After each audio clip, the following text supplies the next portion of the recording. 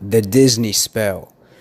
I've been thinking lately how Walt Disney, if you think about it, he really was a magician. I don't know if the proper term is a magician or a wizard or a sorcerer, but he's seemed to have been able to put all of pretty much all of America's women under what I call the Disney spell. Now, the Disney spell is what happens when a young girl watches these movies like Cinderella, Snow White. I don't know any other ones. I mean, Aladdin, I guess. As a kid, I never enjoyed Disney movies. I thought they were fucking garbage, honestly. But man, I'm a man, so it's different. It doesn't affect us the same way it affects women. But women are under, for the most part, women are under the Disney spell, where their their standard for their quality of life and their standard for what they want to see in a man and what they want from a man is based on this sort of Disney set of standards that never were and never will be, um, even similar to what reality is. And a lot of these women don't even understand that they're under the Disney spell. A girl could have seen the movie Cinderella when she was 5 or 6 years old, and she could be 35 now, and it doesn't click in her head that this propaganda she saw as a child has been driving her every, decision she makes, whether it's in life, whether it's in relationships. The programming is so embedded in her mind, she has no idea that she's living out the pursuit of a Disney fantasy.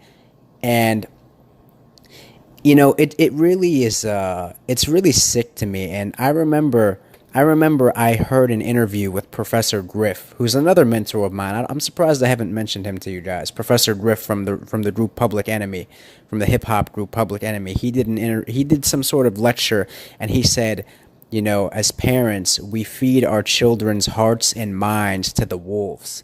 And I never truly understood that until I started thinking about how parents show their daughters these Disney movies and how it really fucks women's heads up and fucks their futures up. I have cousins, female cousins of mine, attractive women. One of them that comes to mind, she lives in New York City, and she's 29 or 30 years old now, and I can see, I checked her social media, and she looks like she's losing her mind because she hasn't found that dream guy. She moved to New York. She's from like Texas, dude. So she's from like a small fucking town in Texas, and she moved to New York to find her like rich, dream guy, Prince Charming, you know, and she hasn't found him yet, and she's pushing 30, and she's freaking out because that biological clock is screaming at her, right? It's like, yo, have kids, have a family, what the fuck are you doing?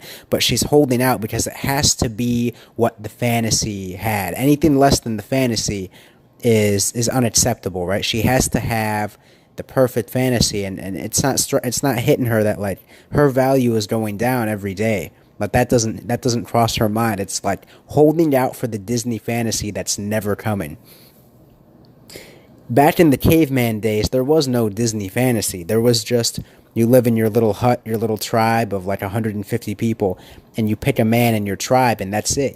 But this Disney fantasy has really fucked women's heads up, and it makes it impossible for men to meet the standard, to meet the criteria, because you're competing with men that never even existed. I had an ex-girlfriend of mine say, "You don't make me feel the way Jack from Titanic would make me feel." And it's like, bitch, what the fuck? How do I compete with a guy who doesn't exist? That same girlfriend said to me, Drake wouldn't treat me like this. And I'm like, bitch, then go be with Drake. But you know what the problem is? Drake doesn't want your ass. Jack from Titanic doesn't exist. Aladdin doesn't exist. Prince Charming doesn't exist. But women don't understand that because they feel their way through life, right? So they never have this logical, what if I'm comparing the men I'm searching for to men that don't even exist?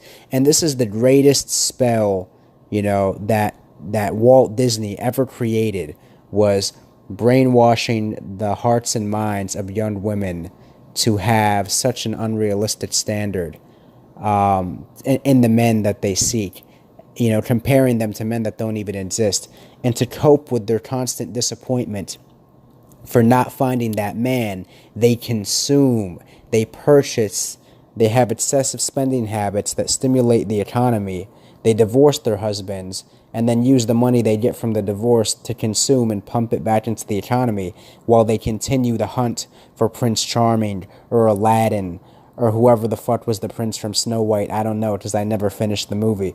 You know, so that's really magic in one of its purest forms and one of its most magnificent forms. And I really have to take my hat off to Walt Disney because it's an amazing spell. You know, it's, you know, from a sort of witchcraft perspective, I admire what he did on a human level, and as a man who's, you know, looking for companion, or used to look for love and companionship, it's sick and disgusting. But you really have to take your hat off to him because he did it in such a magical way.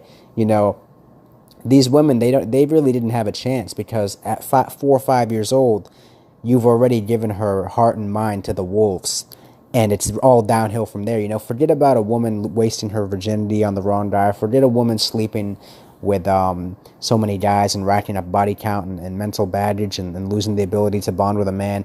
It was over the second you popped Cinderella into the fucking, you know, DVD player or the VHS player, whatever. It was over the second you showed her that Disney movie. That literally like embedded its ideologies into her mind at such a young, impressionable age.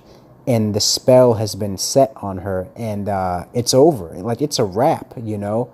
It's like she's now in the sunken place, and the parents have no idea what they're doing. I mean, you have no idea the spell you put your daughter under just showing her a fucking Disney movie. And I don't blame them because like, who the fuck would ever suspect that a child cartoon, you know, would have that much influence on a person's life? But it does, you know, for these women, it really does. But yeah, man, I don't know. That's the spell that Walt Disney put America's, arguably the world's women under at this point. You know, you'll never be able to form a true bond with these women because they belong to Walt Disney. They don't belong to you, you know?